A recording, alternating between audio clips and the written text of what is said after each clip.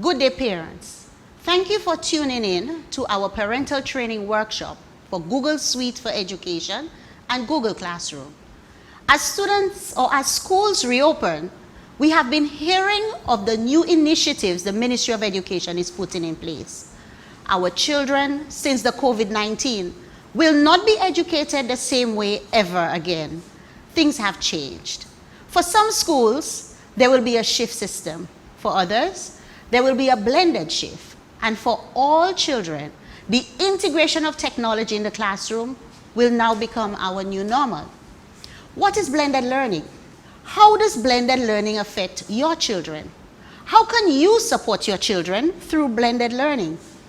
Blended learning is a mix between face-to-face instruction and the integration of technology in the teaching process. This means that outside of what happens in the classroom, students will be expected to work online. How will blended learning affect your child? Time will have to be dedicated at home for online learning. The Ministry of Education has decided that the Google Suite for Education, or what we commonly call Google Classroom, will be used to help support and improve student learning. This means that you, as a parent, must learn everything you can possibly learn about Google Classroom if you're going to help your children improve. Remember, we cannot do this without you. Research has shown that parents who support their children at home with their education, they do 50 times better than those who do not. Do you have to be an expert? Absolutely not. But we will help you to help your child. The Ministry of Education, Science and Technology has received the support of dedicated teachers, all with degrees in educational leadership or technology, to help teachers understand and use Google Classroom to teach your children. They are here today to help you help your child with Google Classroom. Now, we encourage you to not just view this session, but on the live feed, take your time and go through the process with us, even if you have to stop the video many times. Ms. Catherine Xavier, the head of the business department at the Antigua Girls High School, will explain how to get started. What are the basic things you must know and do before your child gets onto the Google Suite for Education or Google Classroom? Parents, students, I invite Ms. Xavier to explain to you how to create your profile, why you must use your Google Classroom email account, and the importance of our device policy. Let's welcome Ms. Xavier. Good day, parents and students. Welcome to Ms. Xavier's Parents Corner. Today we are going to look at specialized email, how to do your Chrome profile, and your understanding the device policy. Now, a specialized email. One of the key features of G Suite is your email. To access any G Suite account, one must have a specialized email address. Every principal, teacher, and student has an address specific to their schools. For example, if I'm a student at Antigua Girls High School, my email would be cxavier@aghs.edu.ag.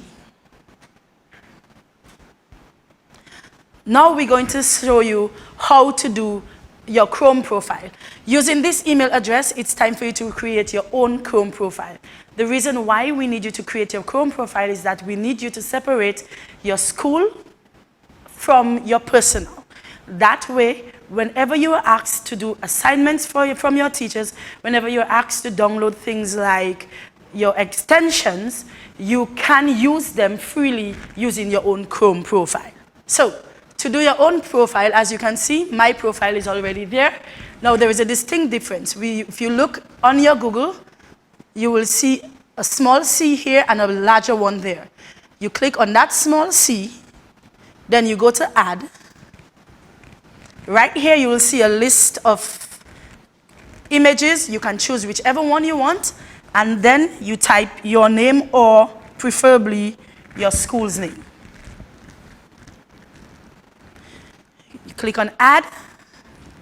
Then it's going to bring you to a browser that says Make Chrome Your Own. Choose Sign In, and from here, you are going to sign in into your Google Chrome profile. Now, this is the email address that you received from your school or from your teachers, okay? So, this one would be Xavier.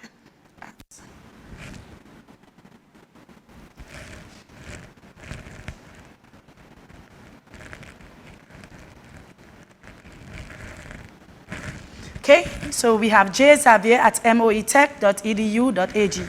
Your own, remember, will have your school's domain. You click on next, you insert your password,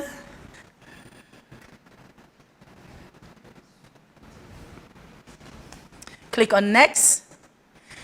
Then, this is very important. It's going to ask you to link your Chrome data.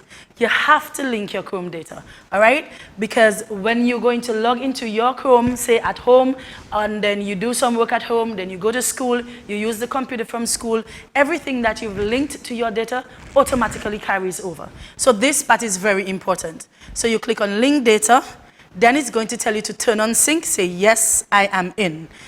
You can skip making Chrome your default if you don't want to, and then you are sure you're on the correct profile when you realize that both of these icons are the same thing.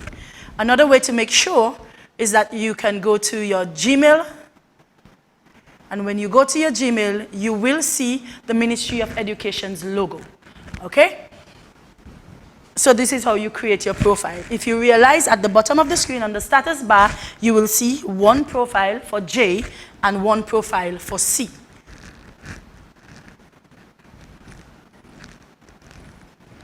So now you've created your profile. We are going to now take you into your device policy. Now, for mobile users, you must download the Google Apps device policy to be able to use your mobile device to access your G Suite account. Remember that G Suite provides you with all the apps needed to assist your child with blended learning. Please note that the policy differs for each device according to the type you have. Example, downloading it on an Android phone, mainly Samsung, LGs, and so forth, it's different than if you have an iPhone, all right? So we're going to show you how to do so using a Samsung J5. The first thing you would need to do is to go to your Play Store, and you're going to search for Google Device Policy. Once you search for the Google Device Policy, you will click on Install. And of course, according to the speed of your internet, that varies. So it might take 2 seconds or it might take up to a minute, and it will install. Now, I do understand that there are some individuals who probably would have fears about putting particular policies on their phone, but this is really important, especially if you're going to get all the work that your teachers send, and you're going to make sure that your students get the best out of blended learning. Once this process is over, it's going to take you into, now if you've signed in on your mobile device for your G Suite account using the browser before, it may not ask you to. But if you have yet to do so, it's going to ask you, after you've installed the app, it's going to ask you now to open,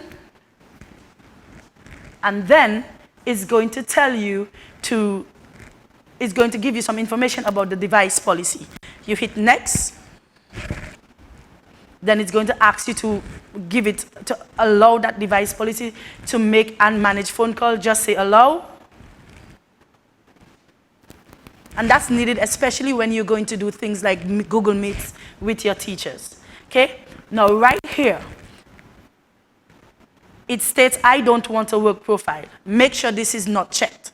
Okay? Unless if your phone do not allow you to create a work profile, that's fine. But besides that, make sure this is not checked, because you need to have a work profile on your phone. What it will do is separate your phone. So all your personal things will actually be on one side of the phone, and then your school-related items will be on another side of the phone. So you click on next. And then it's going to give you some policies that you have to read, and you just quickly say, I agree. Then it's going to set up your profile. So you're going to click on Setup. some phones may ask you to encrypt. All phones are not going to ask you to do the same thing. If your phone asks you to encrypt, understand it might take up to 2 minutes or an hour according to your device.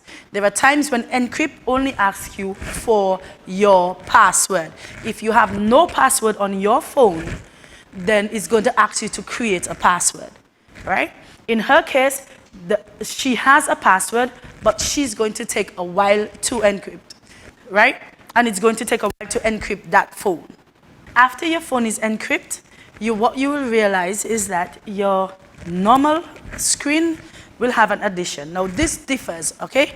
For my phone, it has personal and then it has work. Sometimes work comes as a folder, sometimes it comes at the top. It's just according to the type of phone that you have. So as long as you create your work profile, this would happen. It will actually split the phone in two. Now, do understand that it might ask you to sign in all over again. It will open the browser, and according to your internet speed, it will ask you to verify who you are. Once that's done, your phone will look similar to this. Now, if you realize, my personal apps looks just like everybody else, normal's own, but on my work apps, it's different. On my work apps, you will see every app that's there has a little briefcase. This is the main page for my work app. You're going to see the Chrome. You're going to see my admin icon. You're going to see your Google Classroom. Now, this is mine. As a student, you need to download Chrome, your Classroom. You're going to have the device policy. You need to download your Google Drive. You also need to download your email.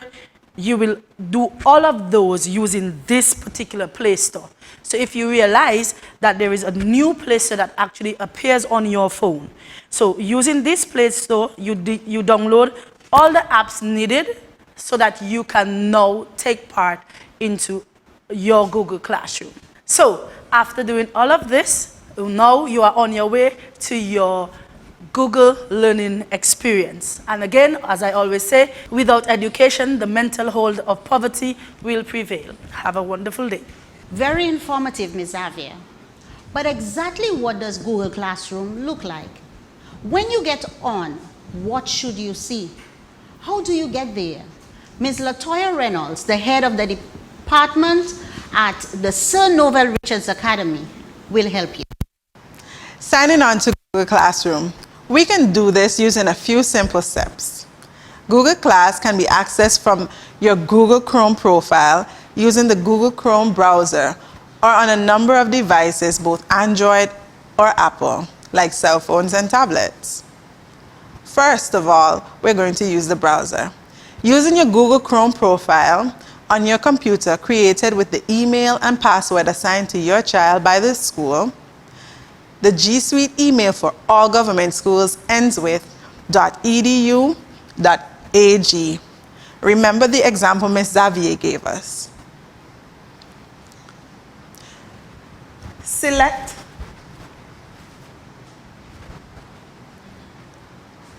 the Gmail option displayed in the top right-hand corner. Here we are.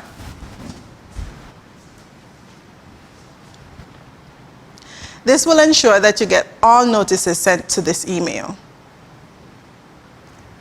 Then we go to our grid, which is our app home.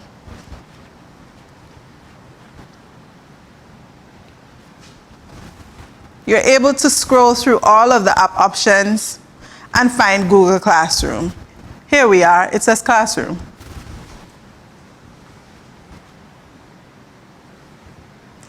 It takes you directly to your Google Classroom, and here you'll select the class that you wish to enter. All your classes will be displayed on this page.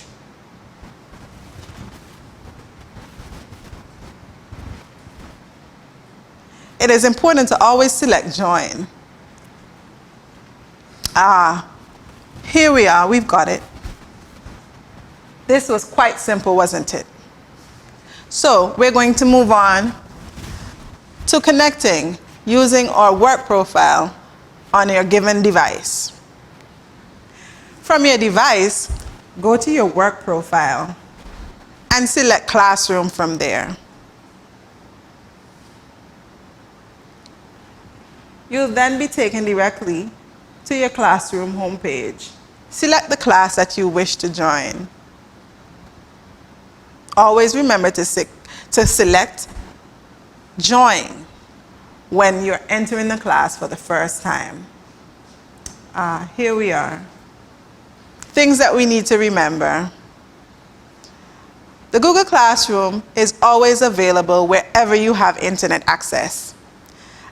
A device with a physical keyboard is best for students to complete assignments on, where available.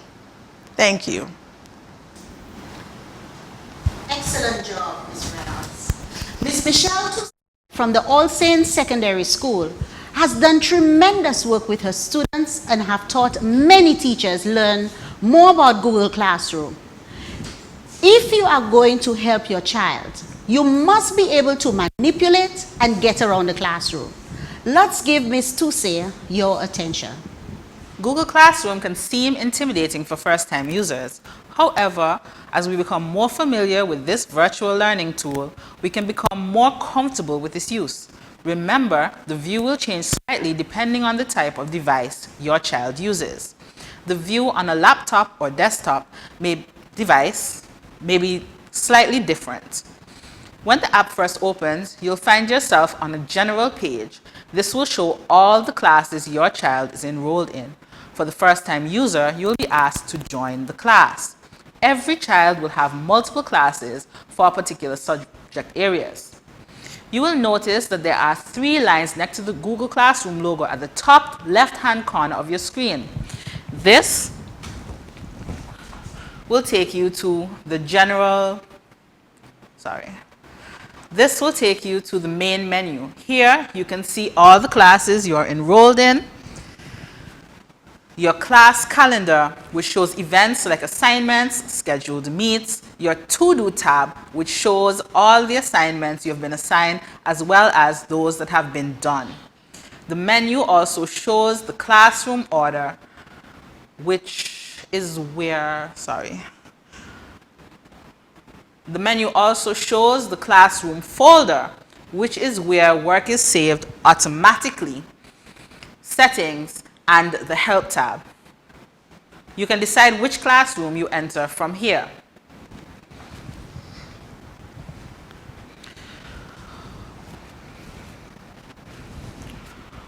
You enter the classroom by clicking on the class name in the menu or just by selecting the banner. The banner shows information like the subject, your teacher, on the general page. This takes you to your classroom. When you open your classroom, you'll be taken directly to the stream page. The stream is where teachers and students may share announcements, reminders, or greetings. Notifications about new or pending schoolwork may show up here. It is a great way to communicate with the whole class. You will also notice 3 tabs at the very top if you are on a computer, or at the bottom if you are using a phone or tablet. The next tab we are going to visit is the Classwork tab.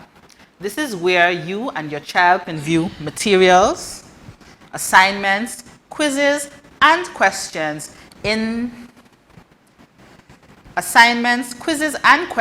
the teacher posts. Each type of post has a different symbol to help students tell the difference. Questions will show a little question mark. Assignments and quizzes will show a small clipboard icon. And materials will show a page with a little bookmark.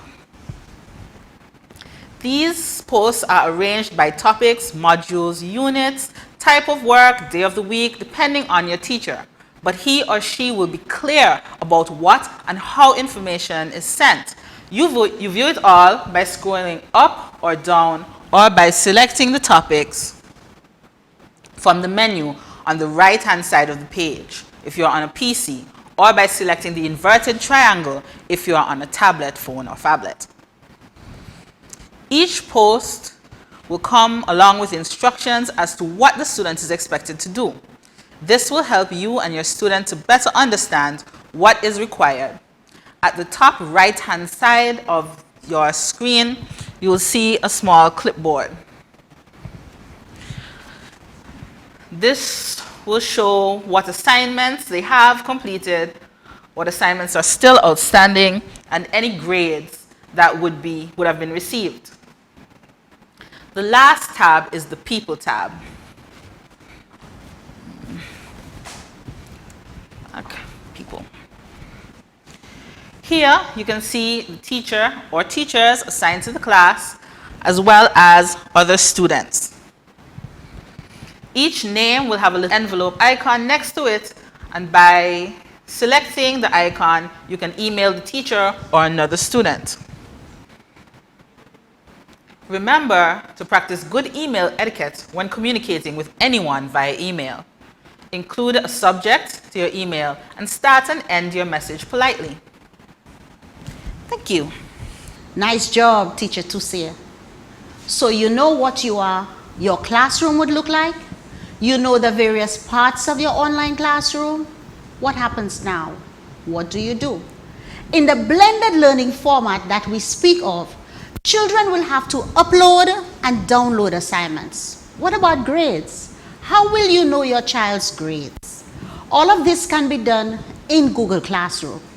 Mrs. O'Brien Ralph, a certified Google Suite expert and teacher at the Potters Primary School, has been doing exceptional work with our primary students. She has been helping teachers develop resources for primary students, their worksheets, and have taught them how to make learning exciting for the little ones on Google Classroom.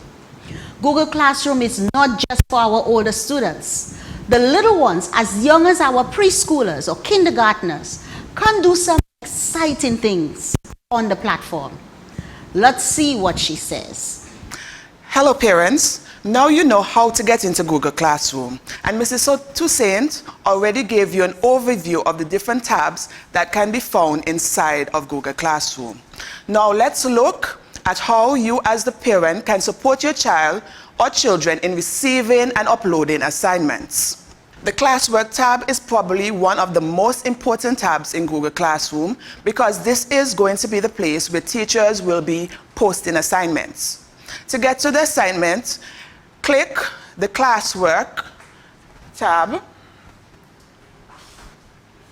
and here you will find a list of the assignments which your teacher has posted. The Classwork tab is probably one of the most important tabs in Google Classroom because this is going to be the place where teachers will be posting assignments and materials for your students to complete. To get to the assignments, click on the Classwork tab and then view assignments. The assignments are put in order of how they were posted. Once you enter the Classwork tab, click on your assignments. On the right-hand side, you will see the work that your teacher has assigned to you.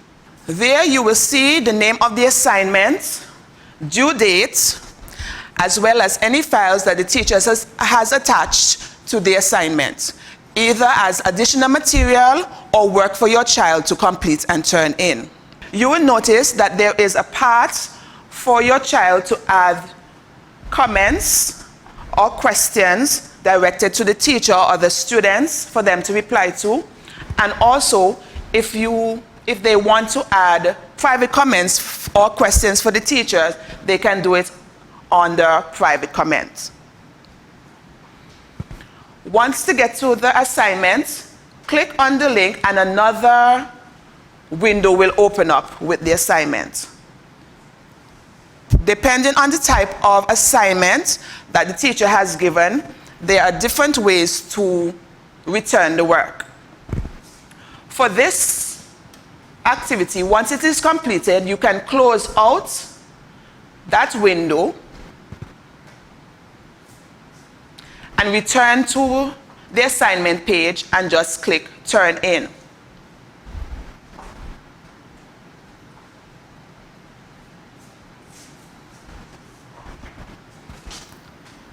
If you are given a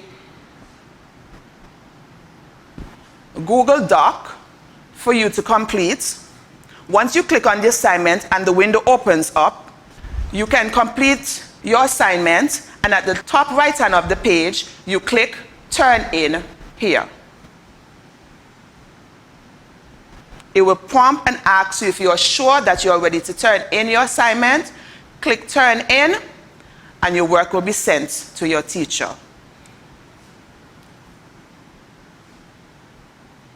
Please remember, once your child has completed their work and sent in the work to the teacher, they no longer have access to this assignment until the teacher has returned the work to them. Also, you can notice on your right-hand side, there is an area that says Add or Create Assignment. If, for instance, your child has work to do outside of the link given by the teacher, they can click Add or Create. Once it's created inside of Google Classroom, you click your Google Drive and find your assignment and turn it in. If it is created outside of the Google Apps, you will click on File, and then you will have to upload it from your device by clicking Browse, finding your document, clicking Open, and have it upload to Google Classroom. Now we have looked at students accessing and uploading their work. Let's see how they would access their grades when their teacher has returned the assignment. Going back to the classroom, we'll do this in two ways. Back when you enter your classroom, you'll see Upcoming. Click on View All, Returned, and you will see the work that has been returned with the grade that the teacher has given. Another way of getting this done is going to Gmail, sign into your account.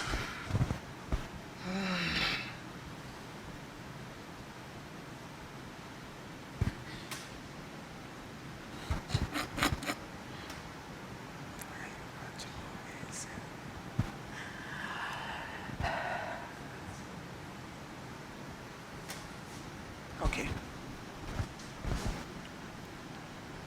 Here you will receive an email to say that your assignment has been graded by your teacher.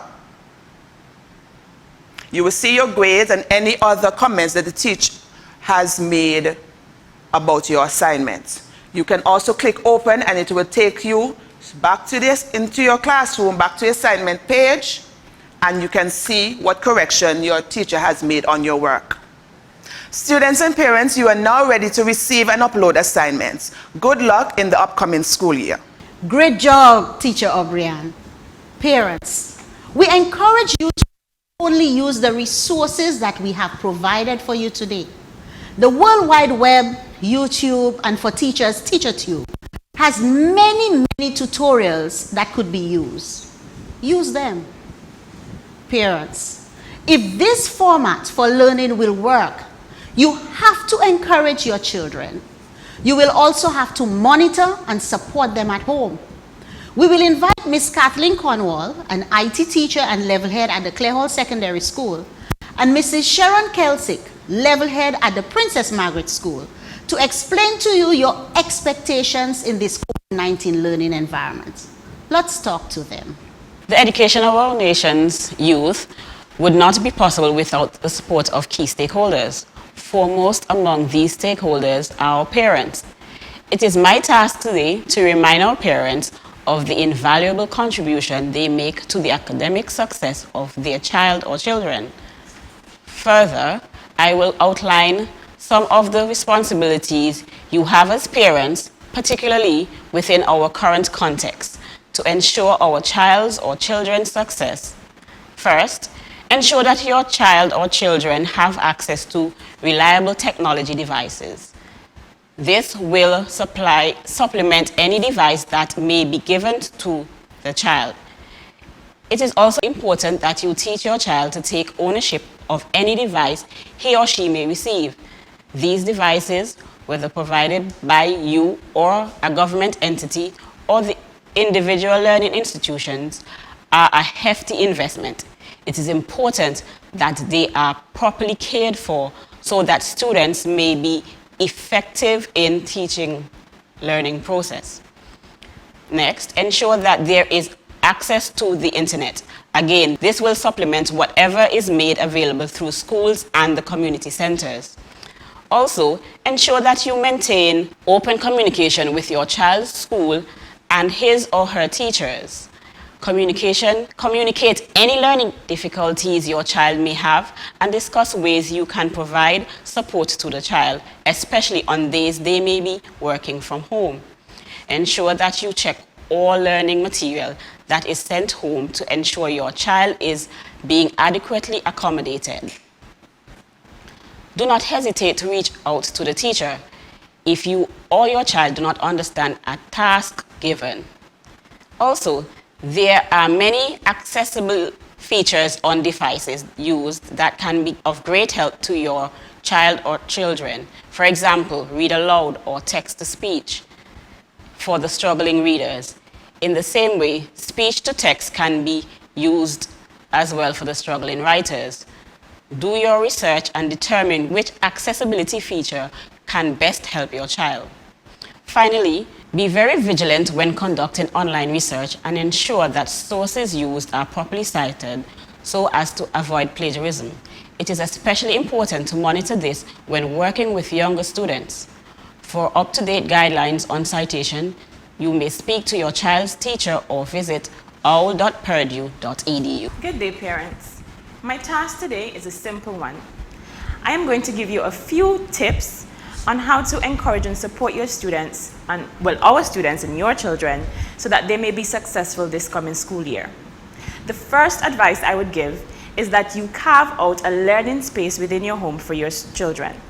Ensure that it is a space outside of the bedroom. We know once we get into the bedroom, we tend to get a little lazy and comfortable and we fall asleep. So you want to carve out a space that is outside of the bedroom. Not everybody has the opportunity or the privilege of having a dedicated study space. So you could simply use maybe your dining room table and just clear it when we're not eating and have the child work from there. Also ensure that there are no distractions. So turn off the TV, take away the cell phones if you're home and you're able to monitor that. Ensure that the space is clutter-free. We want to ensure that our students are able to focus and are able to pay attention to the teachers if they're having a synchronous session, or able to pay attention to what they're reading or writing so that they can get the task done successfully. The second tip, create a schedule and stick to it. Don't say, because they're working from home, then they can sleep in a little later, it's okay. You want to ensure that they start the day off just as they would any other day if they're going to school. So wake them up early, have them take a shower, have them eat a hearty breakfast, and then let them start working. Especially for our smaller ones, I know once we get them into a routine, it's a lot easier for them to get the task done. So ensure that you encourage them to stick to that routine so that they're able to focus. Third, especially for our primary school students, you can create a calendar and color code it so that they know, okay, on this day, I have math to do or I have English at this particular time. You can also ensure that for our secondary school students, you encourage them to create a schedule as well. Even for those of us who will be doing a shift system, some of our students will go to school in the morning, some will go to school in the afternoon. If your particular child has classes in the afternoon, ensure that they use the morning, for example, to get assignments done, or to do some reading, or to do some research. Don't just let them, get too relaxed. You want to ensure that they are able to follow what is being taught and that they use their time wisely. Fourth, be positive. I don't think I can stress this enough. This is a very nerve-wracking time for a lot of us. And you're nervous, we are nervous, but we want what's best for your children and our children because they belong to us as well. So be positive about what is happening now. Encourage them as much as you can. For those of us who believe in God and who are Christians, pray with them. Ensure that they know that they can get through this challenging time. And know that as teachers, we're doing the best that we can to keep them safe and to ensure that academically they will be successful this school year. So I don't want you to worry. I don't want you to be too nervous. I want you to know that your children are going to be in good hands, and once you follow the tips that we have given you today, they will have a successful school year. Thank you. Thank you, teachers. Thank you, ABS. Thank you, EBU.